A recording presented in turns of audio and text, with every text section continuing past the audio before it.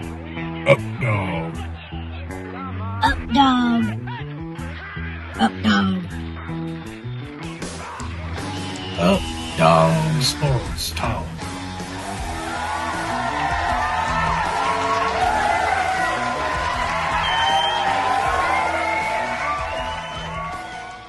Hello and welcome to Up Dog Sports Talk. Dog Sports Talk. My name is Matt Miller. This is my lovely assistant, Justin. What? I don't know. What in the world? This is a sports show, man. Do a twirl for us. No twirls here. No one wants to see that. No. Get that away. There are cats around. Yeah, the cats don't need to see that. We don't need to subject the cats to that. We don't need to subject you, the viewer, of that. Speaking of you, the viewers, if you can get past this stupid dialogue, then please subscribe to our channel. Like this video. Tell your friends that we exist. Find us on social media at Updog Sports Talk on Facebook, Twitter, Instagram, all of the above. Think about adding a Snapchat, but I don't know how that's going to go. No, we don't need a Snapchat. I want all the social media for the show. Give me all the social media. Yeah. So, getting right into it, Justin. Yeah. It is Super Bowl week. It is Super Bowl week. NFL season is coming to a complete conclusion. All the games are played. Just overall, definitely very well put together. But we have quite the matchup here. We have the old guard versus the new guard. Yeah. Tom Brady versus Patrick Mahomes. The Kansas City Chiefs versus... Well, would you really say it's old guard to new guard if the Patriots aren't in it? No, but it looks like Tom Brady is just bringing Super Bowl appearances wherever he goes these days. So, yeah, he's definitely something special. I was going to talk about this a little bit last week, but Justin cut me off, so I just moved on with it. But the first... Hey, we had to save for this week's show. The first half and the second half of Tom Brady's careers, if you split them, they're both Hall of Fame careers.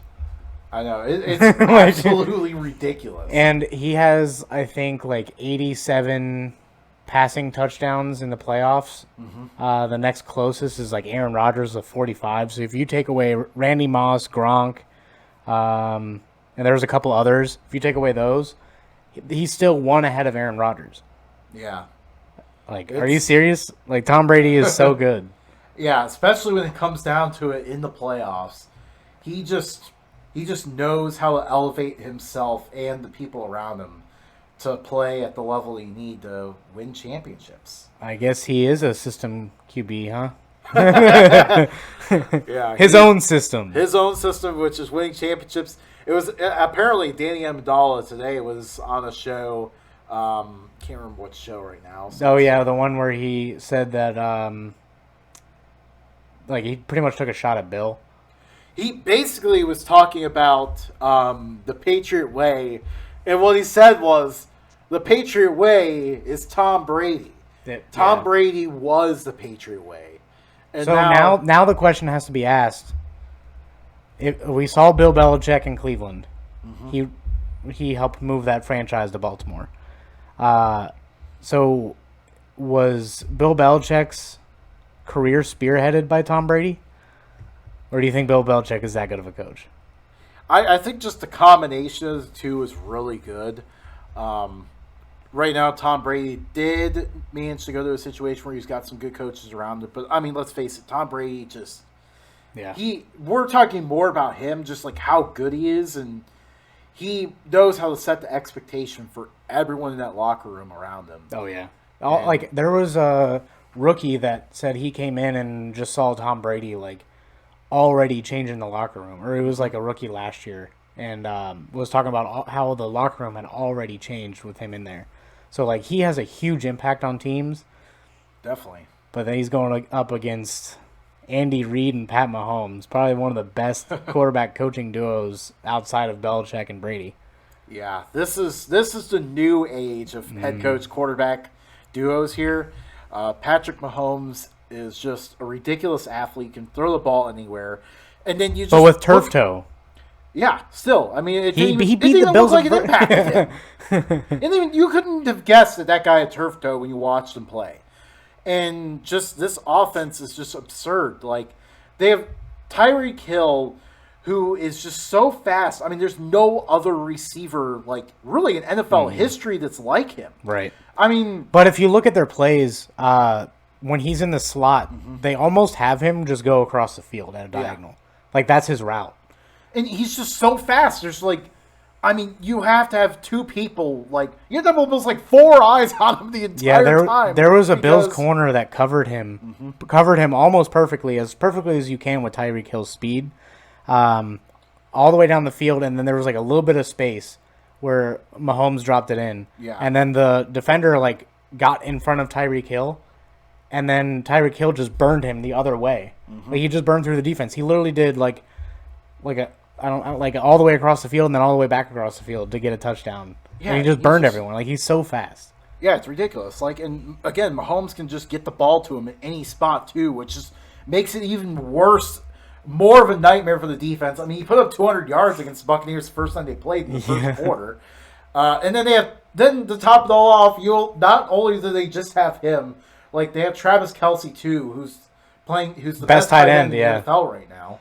He is now like what Gronk was a few years ago. Gronk hasn't really shown up at all in the playoffs yet, by the way. Yeah. But Kelce is super good. And then they still have all these other options here. Like Clyde Edwards-Helaire has been hurt a little bit during the playoffs. He might be a little bit better now after the break. He's still around. I don't know what happened to Bell. Bell disappeared as soon as he ended up. Bell was out for last week's game. And then Mecole Hardman. Hardman.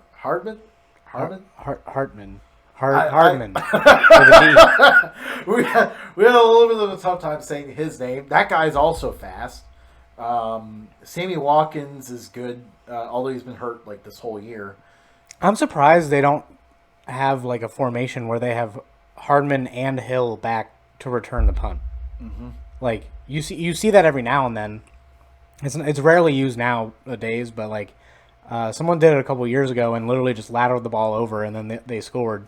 Yeah, like they literally could do that with either one of those guys. Well, don't give them any ideas. They're going to bring it out in the Super Bowl. Andy Reid, that is a $200,000 play there for you. That'd be a pretty good investment. Yeah, I know. Up Dog Sports Talks.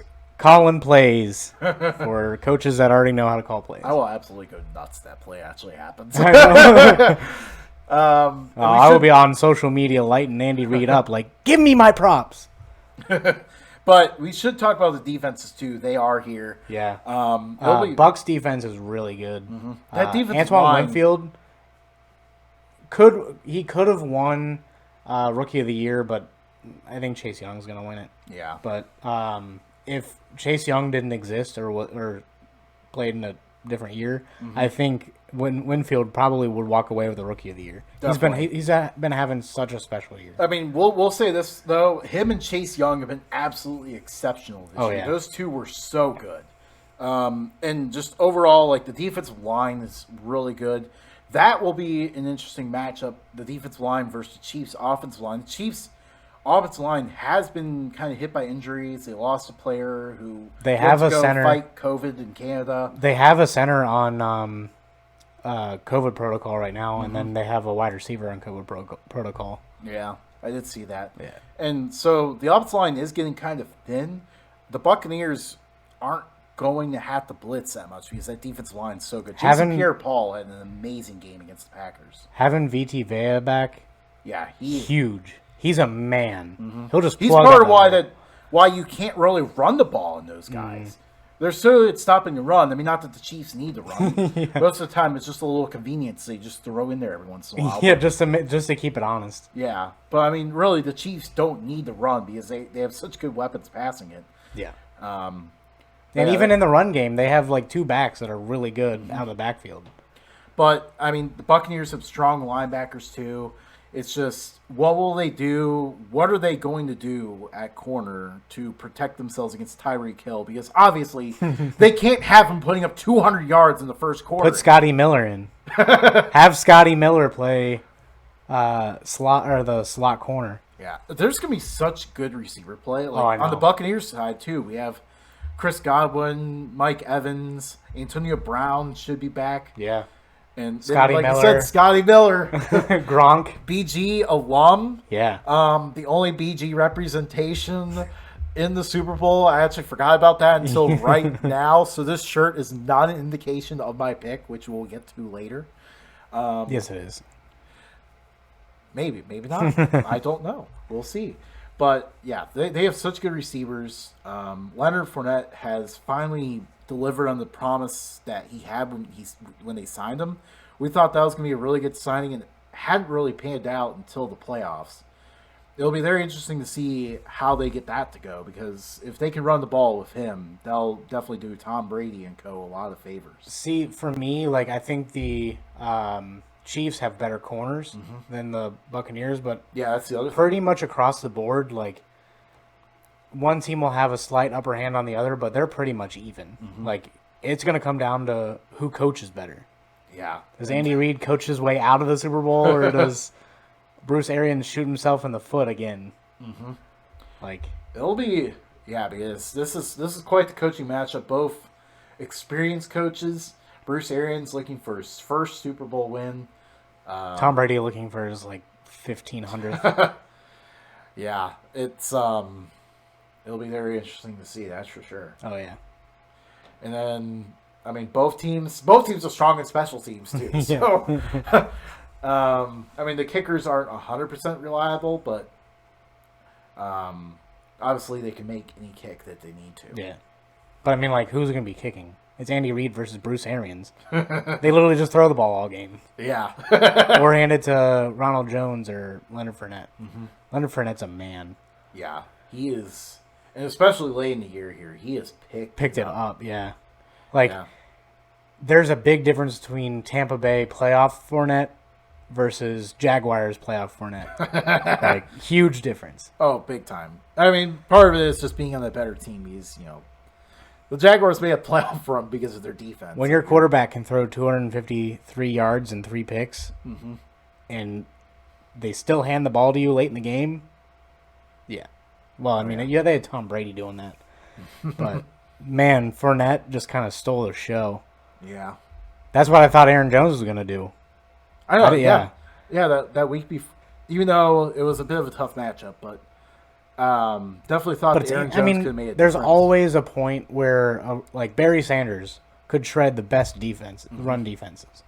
Like, there's always a point where a running back will have a good day against a good run defense. Yeah. And then the other interesting thing is, I mean, what kind of plays is the Honey Badger going to make? Is he going to Get toasted over the top because he's or blitzing. intercept Tom Brady? One of the two. Yeah, I mean, Honey Badger makes that defense interesting because they lost Eric Berry, didn't they? Yeah. And they pretty much got him in to replace him. So they didn't really miss a step. Yeah. And just overall, though, I mean, are they going to blitz as much? Because Tom Brady is almost so can't. good against the blitz. Yeah. I mean, I almost wonder if they will just sit back and rely on Chris Jones to get some pressure on him. Because the pressure up the middle has been the biggest struggle for the Buccaneers this year. When teams been able to get that on Tom Brady this year, that is when their offense has been in trouble. I mean, The you Bears could were do able a to do it. double A gap blitz. The Saints were able to do it until the last playoff games. And Chris Jones is a guy that can do that. Yeah, he's another big guy. I don't think I think the Bucs are gonna be blitzing Kansas City more than Kansas City is gonna be blitzing the Bucs. Yes, I agree, 100%. I think the Bucs are gonna try to force Tom Brady to do his Tom Brady thing in New England of just dumping it down, and then see if you can play that bend not break defense where like you give up like 50 yards a drive, but then they kick a field goal or you force a fumble or get a turnover. Or they're just outside field goal range, so they got to punt it. Like that's what they're probably gonna end up doing. Yeah. Yeah, I agree. It'll be, and I mean, I think it's the interesting thing because like both defenses are going to want to do that. Yeah, but We'll see which one. what Tampa Bay did last weekend Or was that 2 weekends ago? That was 2 weekends 2 ago. weekends ago, yeah. What they did against Green Bay, just like they pretty much spilled out their game plan right there. Like they're just going to be like relying on their defense to blitz. They're going to use the old 2002 Bucks formula for this win. For this win, you say? For this win. All right, so we're diving into predictions now. Matt, I guess that what you're saying is you think the Tampa Bay Buccaneers are going to win the Super Bowl. I'd really have Kansas City, but for argument's sake, I can go with Tampa. All right, Tampa, what's the final score? 35-31. 35-31. All right. I think they won't be able to find a solution for Tyreek Hill. He is going to burn them late in the game. They're going to test them for a lot of the game. They're going to get pressure on Mahomes. Tom Brady is going to do well.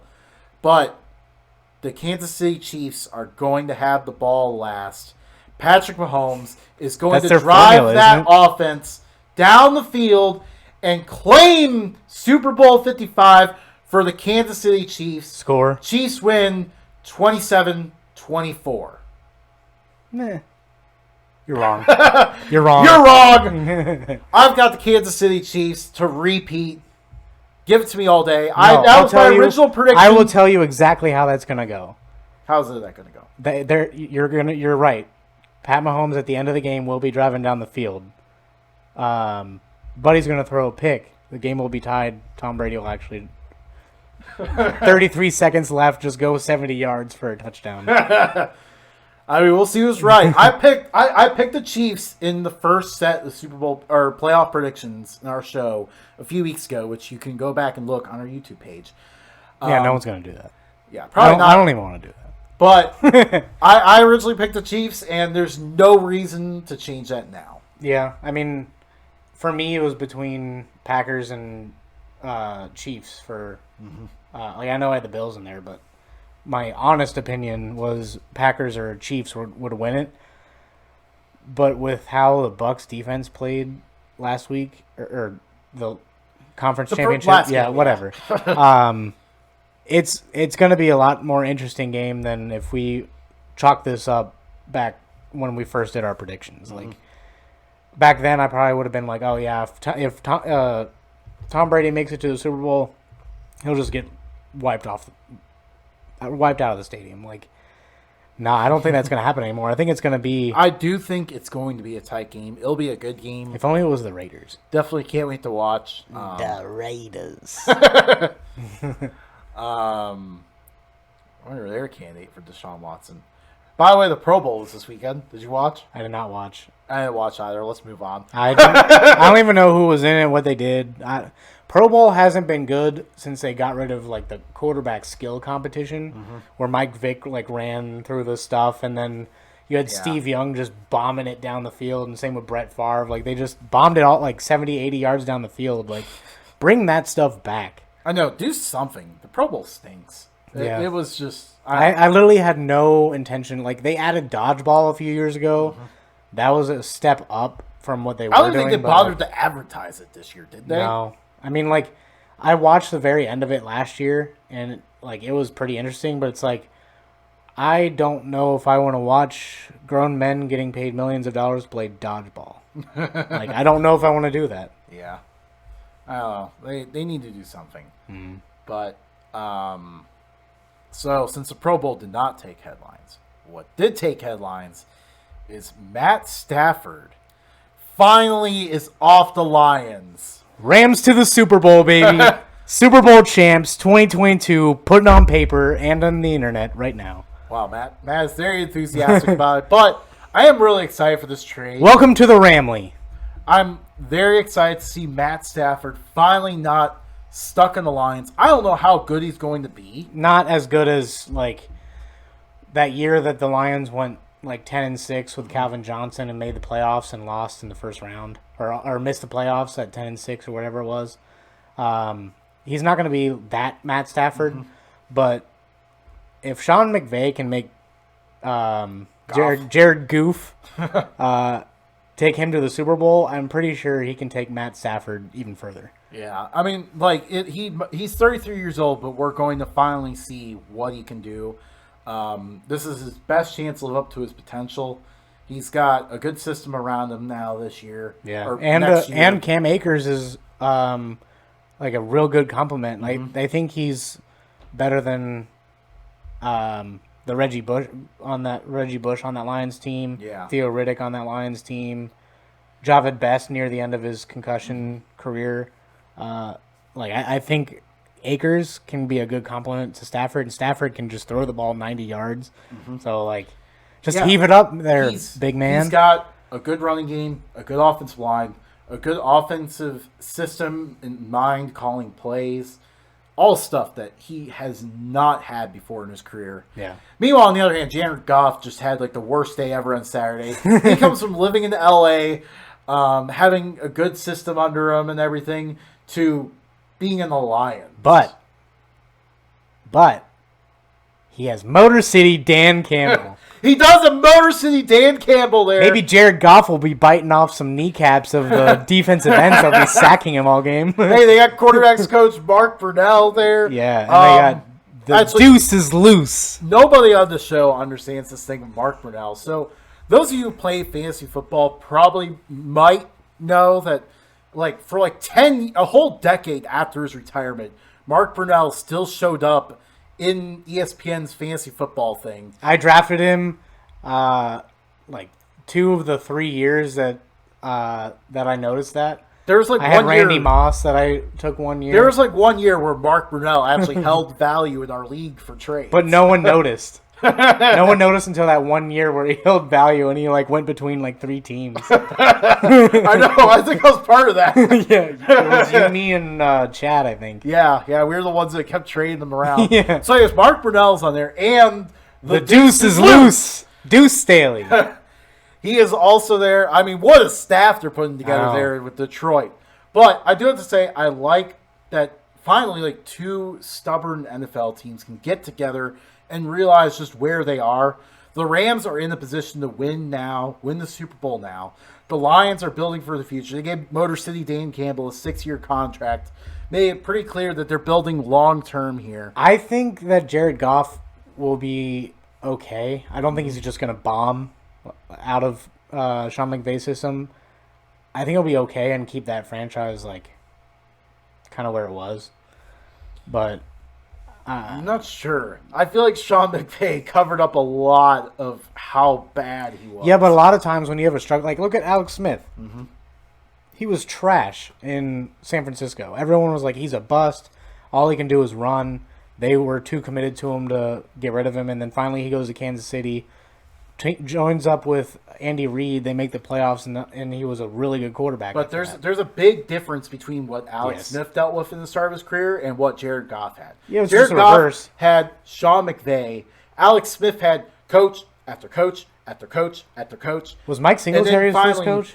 Was that Mike Singletary? I think Mike Singletary was somewhere in the middle. I can't even name all the coaches that Alex Smith had the first 5 years of his career. Yeah. And then finally he had a decent year in the first year under Jim Harbaugh, and then he got hurt and Kaepernick took over. And then Alex Smith got traded out and then was in Kansas City. Completely different situations there. Yeah. I mean, obviously Goff has good minds around Mark Brunell. But Mark Brunell won when he was in Jacksonville. That's tough to do. Either way, it doesn't matter how the Lions do now. They have so many first-round picks. And for the Rams, I mean, this is a full, all-out sell for the Super Bowl. In 3 years, they're totally screwed without any first-round picks. Not necessarily. I mean, look at all the first-round picks that they have gotten rid of since 2012. I know. That's what I'm saying, though. Eventually, it's going to add up. They made good moves in the meantime. I don't know how long they. But I mean, if Stafford declines, he only has 2 years left on his deal. Yeah. So and he said he'll play out the rest of his contract before he thinks about an extension. Absolutely. So you let him go through that, then you decide hey, who's gonna be Joe Burrow could be coming out of his contract then. Well, not in 2 years. Who was the year before that? Who was the year before Joe Burrow? 2019. Was there anyone even good in that class? I don't think so. There's guys. They may have to wait a year for a good quarterback, but the Rams are an organization where players notice what they're doing. Mm-hmm. So you have an opening, the Rams can just be like, I got my checkbook here. Who wants it? And then like people will be like, okay, I'll interview. Like I'll come and check it out. Yeah, But the Rams are in real good position. Like they don't need their first round picks. Like Detroit could just end up busting on these first round picks, get nothing. Yeah. And then they're the same old Lions. But I mean, your programs that do certain windows, and right now the Rams do have, and I do have to say it. That's why they made this move. Was the Rams know they have a lot of good players at the prime of their careers. 2 to 3 years from now, those players are not going to be in the prime of their careers, or the younger players are going to be going in their contract years, which is going to be money they have to pay out. They can't get those free agents. But by then, it'll be a challenging situation for them down the road. But that's you not can what find they're a worried good about. quarterback in the second round. That's not what they're worried about, though. They're worried about right now. That's why I like the move for the Rams. And for the Lions, they built for the future because they know they're going to suck right now. I like the move for both teams because of that reason. Yeah, and it also depends on where Deshaun Watson goes. If Deshaun Watson goes to the Bears, you can almost chalk the Lions up as 5 of the 6 years. Last place in there. Yeah. Yeah, Deshaun Watson, and then the Carolina Panthers are the new one that has appeared. That would be intriguing, but like, what do you do with Teddy Bridgewater? They would probably include Teddy Bridgewater in that trade. Yeah, but like that just kind of sucks for Teddy that. Bridgewater. Like he was playing very well his rookie year. Or was it his rookie year? It was the second year that he tore everything. Yeah. He just like tore both his knees in the same play for like. Then he had to reemerge and everything. Finally, with the Saints, he went 5-0. Then he goes to Carolina. He pretty much has to go this whole year without Christian McCaffrey there. And he has to go up against Tom Brady and Drew Brees. And, I mean, at least the Falcons' offense is good. Yeah. But I know it sucks for Teddy Bridgewater, but I think that's what the Panthers can sell with him. But obviously, the Panthers know if you can get Deshaun Watson there, you get Deshaun Watson in there. Yeah. Him and McCaffrey would be sick. Yeah, that would be crazy. I mean, Robbie Anderson would look so good in that offense. They don't have a tight end, do they? No, they need to draft one. they do. Well, they probably would have to trade away that draft pick, so they wouldn't be able to get Pitts from Florida. But you can trade something else. They get Deshaun Watson. You have to trade that first round pick. Yeah. But I mean, can you imagine the NFC South with Deshaun Watson now in the Division 2? You can almost put Jameis Winston third. If he stays with the Saints, we don't know yet. I mean, so far, like, all we have is Drew Brees look at them like, this is your team. What we think. We didn't even hear the Mike Up part of this. We just assumed that's what Drew Brees said, and now that's why we think Jameis Winston's going to be the future of the Watch Saints. him go to the Lions. Either that or, where else was I thinking? He could go to the Bears. Actually, Jameis Winston to the Lions would make a lot of sense. Like, it would suck for the Lions to have to bench Goff with $40 million on the table, but, like, you can bring Jameis Winston on for a 2-year deal. He's still young. The Lions were totally willing to bring in Goff and that ridiculous contract because they knew they weren't going to sign free agents anyways. Watch Goff. And they could get the draft picks. Watch Goff end up in the NFC Championship game against the Rams. Just randomly. Like, they make the wild card, and then they... Dude, I mean, honestly, I know that Motor City Dan Campbell can do things. I'm not sure if he can work that kind of miracles. No. Even though they are taking off people's kneecaps. Yeah. What else do we have? Is that it? I think that's it. Big baseball news. Nolan Arenado got traded to the St. Louis Cardinals for pretty much nothing. It was basically the MLB version of the DeAndre Hopkins trade. Like, Rockies got hardly anything back for that. So now the Cardinals are stacked. Probably going to win a World Series. Cubs are loading up. Pirates have always been terrible. Reds are terrible-ish.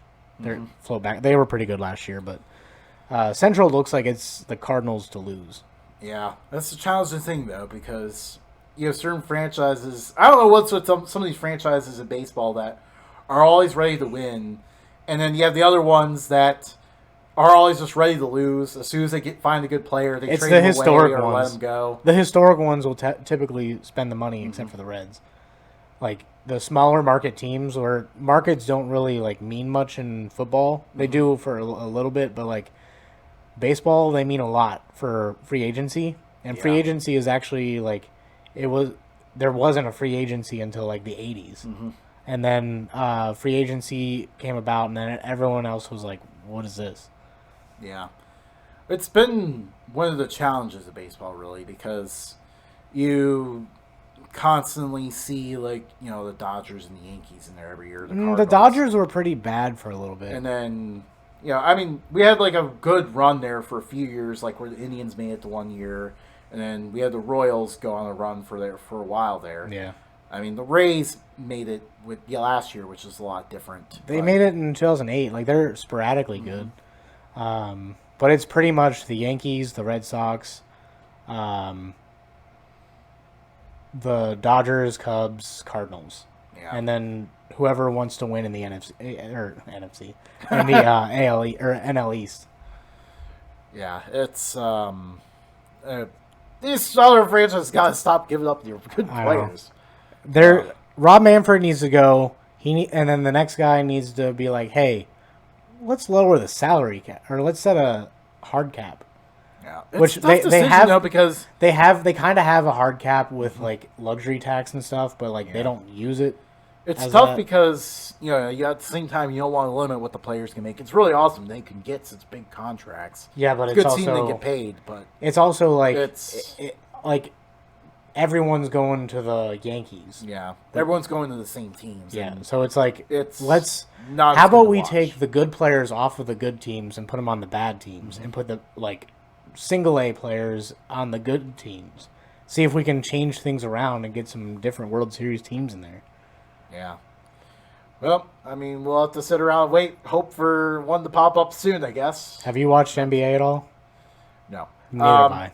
I haven't watched college basketball either. No one really watches the NBA. I mean, everyone just kind of follows along Twitter to see what happens, and that's kind of... I know a lot of people who watch the NBA, like, a lot. Mm-hmm. Like, it's on all night, every night, from, like, 6 p.m. to, like, 2 a.m.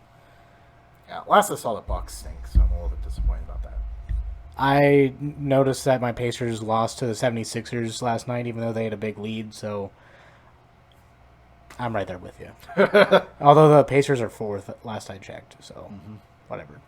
NASCAR is coming up in a couple weeks. Daytona 500! Who's your favorite? Who's my favorite to win? The Daytona 500? Or to get pole, since we have the duels coming up. No one cares about pole. Let's go with Daytona 500 predictions. I got Ryan Blaney winning this year. Ryan Blaney is a good choice. He's been right there the past few years. The past few years. I might have to go with... I hate to say it, but I might have to go with Hamlin again. Hamlin just runs too well there.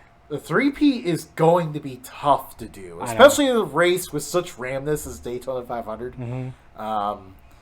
I mean, I want to throw Chase Elliott's name out there because he's always in the top 5 there. And obviously coming off the championship too. Bubba, I want to put Bubba's name in there, but like, dude, can you imagine if Bubba wins for Jordan's team in the first race? That'd be wild. I feel like that would end up being like a Trevor Bauer thing, where Trevor Bauer like stuck around a couple years and then was out of NASCAR.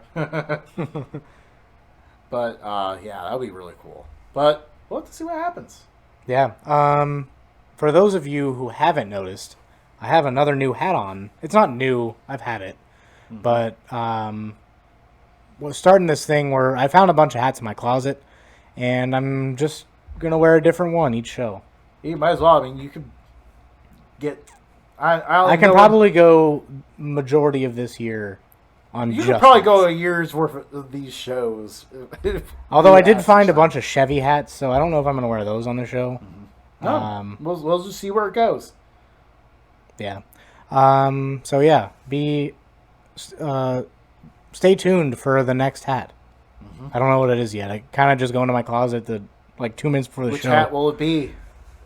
You'll know. I will know 1 minute before the show starts next week. Meanwhile, I will probably end up wearing the same hat again. You wear the same hat every time. Yeah, pretty much. Except for the Bills playoff run, I wore the Bills hat. I don't have anything else. Neither do I. All right. Well, that is the show. Thanks for joining us. This time. Yeah. What? We ended quickly this time. Yeah. See ya. Have a good one, everybody.